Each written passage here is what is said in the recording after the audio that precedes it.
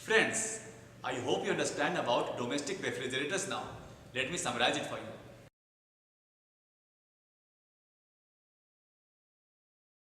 The refrigeration cycle consists of compressor, condenser, capillary tube, evaporator. A refrigerator consists of a thermally insulated compartment and a heat pump that transfers heat from the inside of the fridge to its external environment. The refrigerant is the heat-absorbing medium which takes heat from the food that is placed inside the refrigerator, and this heat is ejected into the external environment.